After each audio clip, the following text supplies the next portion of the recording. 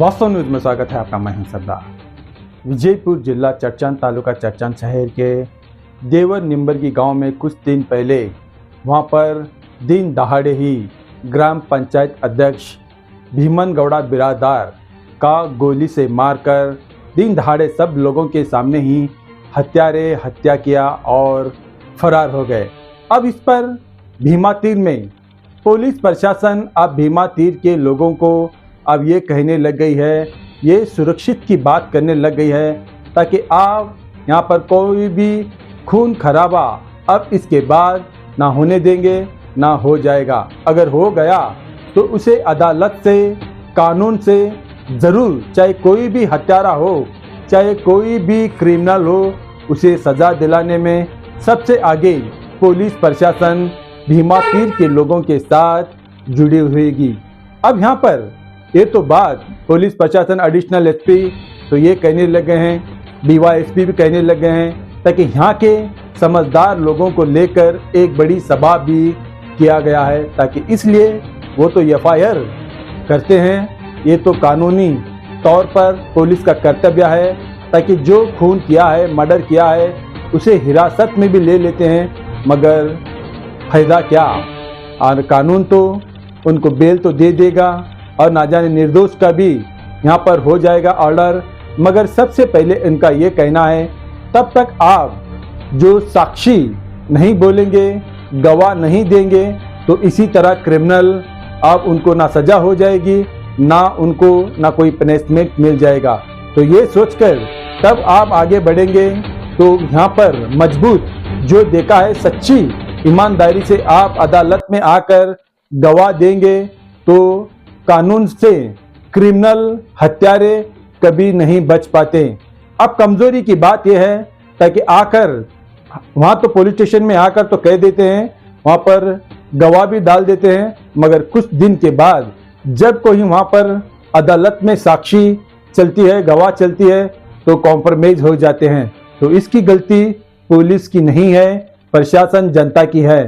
ताकि आप अगर सोचकर अगर ऐसे हत्या ना हो जाए, तो ऐसे हत्यारों को गुनाहों का अगर सज़ा मिल जाए तो आप गवाह इतनी मजबूत कहना चाहिए ताकि वो कानून से बच नहीं पाते। तो अब यहाँ पर ना जाने बहुत सारे यहाँ पर बातें होने लग गए हैं और यहाँ के महिला भी कहने लगे हैं, ताकि भीमन गौड़ा बिरादार उस गांव के लिए एक छत और छाया था, लोगों के मददगार थे और लोगों के लिए बहुत ही साथ देने वाले थे। उनकी तारीफ कितनी भी करो उतनी कम है। मगर आज पुलिस प्रशासन ये तय पे आ गई है, बिल्कुल ये सही है, ताकि आप कॉम्प्रोमाइज ना हो जाए। तो आप गुनहगार के खिलाफ सच्ची गवाह अगर आप अदालत में देंगे तो गुनहगार कानून से बच नहीं पाएगा। अब इस पर किस तरह से बातें होने लग गई है, क्रिमिनलों की, हत्यारों की, पुलिस प्रशासन किस तरह से भरोसा देने लग गई है, इसी रिपोर्ट में आपके सामने।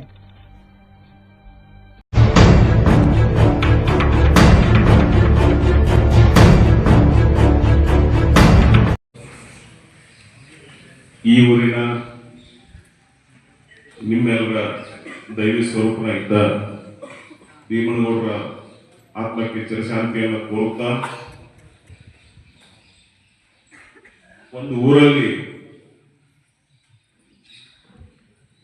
ಒಂದು ಯಾವುದೋ ಒಂದು ಘಟನೆ ಅಥವಾ ಒಂದು ವಿಷಯ ಯಾವ್ಯಾವ ಹಂತಗಳನ್ನು ಪಡೆದು ಯಾವ ರೂಪದ ತನಕ ಎಲ್ಲಿ ತನಕ ಹೋಗ್ತದಂತ ಅನ್ನೋದಕ್ಕೆ, ಆಮೇಲೆ ಅದರಿಂದ ಎಷ್ಟು ಮಂದಿಗೆ ತೊಂದರೆ ಆಗತ್ತ ಅನ್ನೋದ್ರ ಬಗ್ಗೆ ನಿಮ್ಗೆಲ್ಲರಿಗೂ ಅನುಭವ ಬಂದದ್ದು. ಆಮೇಲೆ ಈ ಭೀಮನಗೌಡರ ಬಗ್ಗೆ ನಾನೀಗ ಹೆಚ್ಚಿಗೆ ಮಾತಾಡ್ಲಿಕ್ಕೆ ಆಗೋದಿಲ್ಲ, ಯಾಕಂದ್ರೆ ನಾವು ಏನ್ ಮಾತಾಡಿದ್ರು ಕಡಿಮೆನೆ. ಅಂತ ವ್ಯಕ್ತಿಯನ್ನು ಕಳ್ಕೊಂಡ ನೀವೆಲ್ಲ ದುಃಖದಲ್ಲಿದ್ದೀರಿ. ನಿಮಗೆ ನಾವು ರಕ್ಷಣೆ ನಾವು 100% ರಕ್ಷಣೆಯನ್ನು ನಾವು ಕೊಡ್ತೀವಿ. ನಮ್ಮ ಇಲಾಖೆ ಅದಕ್ಕೆ ಹೊರಟಾಗ್ಯದ. ಬಟ್ ಇದರಲ್ಲಿ ಒಂದು ನಾನು ನಿಮ್ಮಲ್ಲಿ ಕೋರಿಕೊಳ್ಳೋದು ಏನಂದ್ರೆ, ಒಂದು ಅಪರಾಧ ಆಗ್ಯದ.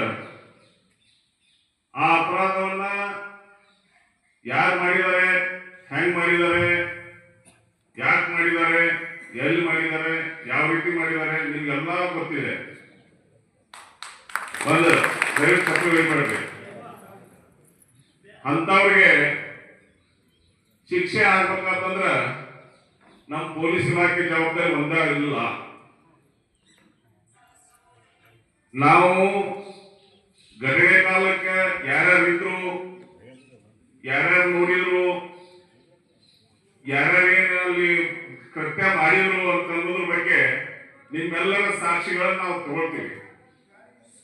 ಆ ಸಾಕ್ಷಿಗಳನ್ನ ನಾವು ಇನ್ನೂ ತನಿಖೆ ಮುಂದುವರೆದ ಪ್ರಕರಣದಲ್ಲಿ ಇನ್ನೂ ಏನ್ ಡೆವಲಪ್ಮೆಂಟ್ ಐತೆ ನಾವು ಕೂಡ ನಮ್ಮ SP ಸಾಹೇಬ್ರ ಅದನ್ನ ಮುತುವರ್ಜಿ ವಹಿಸಿ ಕೇಸ್ ಇನ್ವೆಸ್ಟಿಗೇಷನ್ ಮಾಡಿಸ್ತಾ ಇದ್ದಾರೆ. ಅದಕ್ಕೆ 100% ಭೀಮನಗೌಡ ಸಾವಿಗೆ ನಾವು ನ್ಯಾಯ ಕೊಡ್ತೀವಿ. ಆದ್ರ ನೀವೆಲ್ಲರೂ ಏನ್ ಸಾಕ್ಷಿದಾರರಂತೆ ನಾವೇನು ಹೇಳ್ತೀವಲ್ಲ, ನೀವು ನಿಮ್ ಸಾಕ್ಷಿಗಳಿಗೆ ಬಾಧ್ಯರಾಗಿದ್ದು ನ್ಯಾಯಾಲಯದಲ್ಲಿ ಸಾಕ್ಷಿ ಹೇಳಿ ಯಾರ ಘಟನೆ ಮಾಡಿದರೆ ಅವ್ರ ಮರಣದಂಡನೆ ಆಗುವಾಗ ನೀವು ಮಾಡುವಂತ ಶಕ್ತಿ ಮಾಡುವಂತ ಒಂದು ರೀತಿ ಒಳಗೆ ನೀವು ಸಾಕ್ಷಿ ಹೇಳ್ಬೇಕಾಗುತ್ತೆ. ಯಾಕಂದ್ರೆ ಇವತ್ತ ಒಂದು ಜೋಸ್ದೊಳಗೆ 4 ದಿನ ಮಾತಾಡೋದು ನಾವು ಬಹಳಷ್ಟು ಕೇಸ್ಗಳನ್ನು ನೋಡಿದೀವಿ. 4 ದಿನ ಜೋಸ್ದೊಳಗೆ ಮಾತಾಡೋದು, ಆನಂತರ ಮುಂದೆ ಕಾಂಪ್ರಮೈಸ್ ಆಗೋದು. ಬೇರೆ ಈ ಘಟನೆ ಬಗ್ಗೆ ನಾ ಹೇಳ್ತಾ ಇದ್ದೆ, ದಯವಿಟ್ಟು ಒಂದು ಅರ್ಥ ಕತ್ತು ಹೋಗ್ಬೇಡ. ಅದಕ್ಕೆ ನೀವು ಹೆಂಗ ಗುಂಡ್ ಹೊಡೆದಂಗೆ ನೀವು ಇದು ಸಾಕ್ಷಿ ಹೇಳಿದ್ರೆ ಅವ್ರ ಶಿಕ್ಷೆಯನ್ನು ತಪ್ಪಿಸ್ಕೊಳ್ಳಿಕ್ಕೆ ಯಾರ ಅಪ್ಪನಿಂದ ಸಾಧ್ಯ ಇಲ್ಲ. ಆದ್ರಿಂದ ದಯವಿಟ್ಟು ನಾ ಎಲ್ಲ ಈ ಪ್ರಕರಣದಲ್ಲಿ ಸಾಕ್ಷಿ ಅಂತ ಎಲ್ಲರಲ್ಲಿ ವಿನಂತಿ ಮಾಡ್ಕೊಳ್ಳೋದು ಏನಂದ್ರೆ, ನೀವ್ ಏನ್ ನೋಡಿದಿರಿ, ಅಲ್ಲಿ ಏನ್ ನಡೀತಿ ಅನ್ನೋದ್ರ ಬಗ್ಗೆ ದಯವಿಟ್ಟು ಇದ್ದದ ಹಕ್ಕಿಕತ್ ಇದ್ದ ಪ್ರಕಾರ ನೀವು ಕೋರ್ಟ್ನಾಗ ನಾವು ಕರೆದಾಗ ಸಾಕ್ಷಿ ಹೇಳ್ರಿ. ಅಷ್ಟು ಹೇಳಿದ್ರ ಭೀಮನಗೌಡರ ಆತ್ಮಕ್ಕೆ ನೀವು ಅದೊಂದು ಸಾವಿಗೆ ನ್ಯಾಯ ಕೊಡುವಂತ ಒಂದು ಕಾಣಿಕೆ ನಿಮ್ದು ಆಗ್ತದೆ.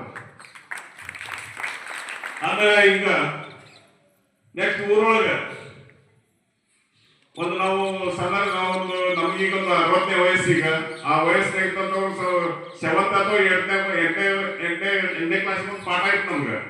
A spark neglected burns the house ಅಂತೇಳಿ ಒಂದು ಪಾಠ ಆಯ್ತು ನಮ್ಗೆ. ಅಂದ್ರೆ ಒಂದು ಕಿಡಿಯನ್ನ ನಿರ್ಲಕ್ಷ್ಯ ಮಾಡಿದ್ರೆ ಅದು ಮಣಿನ ಸುಡ್ತೈತಿ ಅಂತೇಳಿ ಒಂದು ಪಾಠ ಇತ್ತು. ನಾ ಯಾಕೆ ಮಾತು ಹೇಳ್ತೀನಿ ಅಂತಂದ್ರೆ, ಊರಲ್ಲಿ ಏನ್ ವಿದ್ಯಮಾನ ನಡೀತದ, ಯಾರ್ಯಾರ ಮಧ್ಯೆ ಏನ್ ನಡೀತದ, ಹಿನ್ನೆಲೆ ಒಳಗೆ ಏನ್ ನಡೀತದ, ಯಾವ್ಯಾವ ದೃಷ್ಟಿಯಿಂದ ನಡೀತದ ಅಂತ ಅನ್ನೋದ್ರ ಬಗ್ಗೆ ಕೆಲವ್ರಿಗೆ ಗೊತ್ತಿದ್ದವರು ಅದನ್ನ ಮುಂಜಾಗ್ರತಾ ಕ್ರಮವಾಗಿ ಏನಾದ್ರು ಮಾಹಿತಿ ಪೊಲೀಸ್ ಠಾಣೆಗರಾಗಲಿ ಅಥವಾ ಈ ಊರ್ ಹಿರಿಯರಿಗರಾಗಲಿ ಮಾಹಿತಿ ತಗೊಂಡು ಬಂದಿದ್ರ ಇಂಥ ಘಟನೆಗಳು ನಡೆಯಲಿಕ್ಕೆ ಸಾಧ್ಯ ಇರಲಿಲ್ಲ. ಆದ್ರಿಂದ ದಯವಿಟ್ಟು ಎಲ್ಲಾ ಇಷ್ಟೆಲ್ಲ ಊರಿಂದ ಹಿರಿಯರು ಬಂದಿದ್ದೀರಿ, ವೇದಿಕೆ ಮೇಲೆಲ್ಲ ಹಿರಿಯರಿದ್ದಾರೆ, ಎಲ್ಲರೂ ತಮ್ಮ ತಮ್ಮ ಅಭಿಪ್ರಾಯಗಳನ್ನು ಹೇಳಿದಿರಿ. ಭೀಮನಗೌಡ ಸಮರ್ಥ ನಾಯಕತ್ವ ಬಗ್ಗೆ ಹೇಳಿದ್ರಿ, ಅವ್ರು ಗುಣಗಾನ ಮಾಡಿದ್ರಿ, ಅವರು ಯಾವ ರೀತಿ ನಿಮ್ಗೆಲ್ಲ ಒಂದು ಉಪಕಾರ ಮಾಡಿದಾರೆ ಅಂತ ಅನ್ನೋದ್ರ ಬಗ್ಗೆ ಹೇಳಿದ್ರಿ. ಆದ್ರೆ ಈಗ ಅದನ್ನ ಕಳ್ಕೊಂಡ್ಬಿಲ್ಲ, ನಾವೆಲ್ಲ ಈ ರೀತಿ ನಮ್ಗೆ ಸಮಸ್ಯೆ ಆಗ್ತಾ ಇದೆ ಅಂತ ನಾವು ಅಭಿಪ್ರಾಯ ಪಟ್ಟಿದ್ದೀರಿ. ಇದಕ್ಕೆ ಪರಿಹಾರ ಅಂತಂದ್ರೆ, ಇನ್ನು ಮುಂದೆ ಏನ ಅಕಸ್ಮಾತ್ ಯಾವ್ದೋ ಊರಿದ್ದಲ್ಲಿ 4 ಹುಳ ಇದ್ದೇ ಇರ್ತಾವ, ಆಮೇಲೆ ಒಂದು ಸಣ್ಣ ಸಸ್ಯಾಗಿ ಬಗ್ಗಿದ್ದು ಗಿಡವಾಗಿ ಬಗ್ಗೀತೆ ಅಂತ ಒಂದು ಗಾಡಿ ಮಾತೈತಿ. ಯಾರು ಸಣ್ಣ ಪುಟ್ಟ ಏನಾರ ಮಾಡಿದ್ರ ಅದನ್ನ ಇಮಿಡಿಯೇಟ್ ಆಗಿ ಸಂಬಂಧಪಟ್ಟ ಇಲಾಖೆಗೆ ತರಬೇಕು. ಇಲ್ಲ ಊರೊಳಗೆ ಹಿರಿಯರ ಸಮಕ್ಷಮದೊಳಗೆ ಸಮರ್ಥ ಹಿರಿಯರ ಇಷ್ಟಂತಂದ್ರೆ ಹಿರಿಯರ ಸಮಕ್ಷಮದೊಳಗೆ ಬಗೆಹರಿಬೇಕು. ಅದು ಆಗಲಿಲ್ಲ ಅಂತಂದ್ರೆ ಒಳಗಿನೊಳಗೆ ಹೆಮ್ಮರವಾಗಿ ಬೆಳೀತದೆ. ಆದ್ರಿಂದ ಅಂತ ಯಾವುದಕ್ಕೂ ಸಹಿತ ಒಂದು ಅವಕಾಶ ಕೊಡ್ಲಾರ್ದಂಗ ಸಮರ್ಥ ರೀತಿ ಒಳಗೆ, ಯಾಕಂದ್ರೆ ಯುವಕರು ಬಹಳ ಇದ್ದಾರೆ ಇಲ್ಲಿ. ಈಗ 60-65 ವಯಸ್ಸಿನಾಗ ಇದ್ದವ್ರ ಜಮಾನ ಮುಗಿತೀವಿ. ಈಗ ಇದ್ದವರೆಲ್ಲ ಈಗ ಯೂತ್ಸ್ ಇದ್ದವ್ರೆ. ಈಗ ಭೀಮನಗೌಡರ ಸಮರ್ಥ ನಾಯಕತ್ವ ಇತ್ತಿಲ್ಲಿ ಅಂತ ನಾಯಕತ್ವ ಈಗ ಅವರ ಅನುಪಸ್ಥಿತಿ ಒಳಗೆ ನಾಯಕತ್ವ ಪಡ್ಲೇಬೇಕಾಗತ್ತೆ. ಅಂತ ಒಂದು ಒಳ್ಳೆ ಕೆಲಸಗಳನ್ನ ಮಾಡ್ಲಿಕ್ಕೆ ತಾವು ಮುಂದಾಗಬೇಕು. ಯಾವುದೇ ಮಾಹಿತಿ ಈಗ ನೋಡ್ರಿ, ಯಾರು ಬಾಸಿಸಂ ಮಾಡುವಂತ ಅವಶ್ಯಕತೆ ಇಲ್ಲ. ಈಗ ಯಾರ ಊರೊಳಗೆ ಈಗೆಲ್ಲ ನಮ್ಮ ತಾಯಂದ್ರೆಲ್ಲ ಹೇಳ್ತಾ ಇದ್ವಿ, ನಮ್ಗೆ ಯಾರು ದಿಕ್ಕು ಅಂತೇಳಿ. ಈಗ ನಿಮ್ಮ ಊರಿಗೆ ನಿಮ್ಮ ಹಿರಿಯರ ಮಾರ್ಗದರ್ಶಕರು ಇನ್ನು ಹಿರಿಯರ ಕಡೆಯಿಂದ ಆಗಲಿಲ್ಲ ಅಂದ್ರೆ ನಾವು ಖಂಡಿತವಾಗಿ ಹೇಳ್ತೀವಿ, ನಮ್ಮ ಇಲಾಖೆ ನಿಮ್ಗೆಲ್ಲರಿಗೂ ರಕ್ಷಣೆ ಕೊಡ್ತದೆ, ನಿಮ್ಮೆಲ್ಲ ರಕ್ಷಣೆ ಮಾಡ್ತದೆ. ಅಷ್ಟರ ಮಟ್ಟಿಗೆ ನಾವು 100% ನಾವು ಹೇಳ್ತೀವಿ. ಆಮೇಲೆ ಯಾರು ಭಯ ಪಡುವಂತ ಅವಶ್ಯಕತೆ ಇಲ್ಲ. ಆಮೇಲೆ ಊಹಾಪೋಹಗಳಿಗೆ ವದಂತಿಗಳಿಗೆ ಕಿವಿ ಕೊಡುವಂತ ಅವಶ್ಯಕತೆ ಇಲ್ಲ. ಯಾವ ಏನೋ ಮಾಡ್ತಾರ ಸುಮ್ಮನೆ ಅವ ಏನಾದ್ರು ಮಾಹಿತಿ ಇತ್ತಂದ್ರೆ ನಿಮ್ಮ ಹಿರಿಯ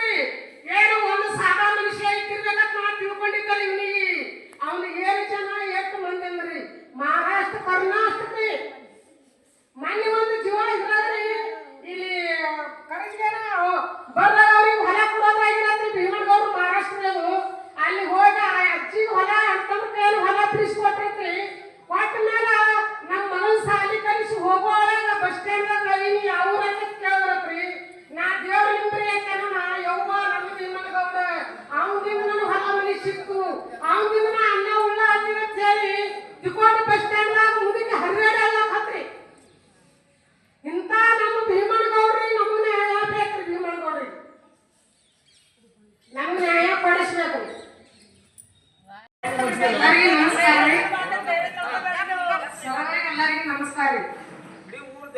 ನಮ್ಗೆ ಏನ್ ಮಾತಾಡ್ಬೇಕು ಅನ್ನೋದು ನಮ್ಗೆ ಒಟ್ಟು ಹೊರಗೆ ಒಳಗೆ ಬರೋದಾಗ್ರಿ. ನಮ್ಗೆ ಹಿಂಗೆ ಬರ್ಲಾಕತ್ತೀರಿ. ನಾವು 2 ದಿವಸ ಅವ್ರು ತಿಂಗಳಾಯ್ತು ತೀರ್ಕೊಂಡಿವಿ. ನಾಳೆ 3ನೇ ತಾರೀಕಿಗೆ ನಮ್ಗೆ ಕಣ್ತುಂಬ ನಿಂತಿಲ್ಲ.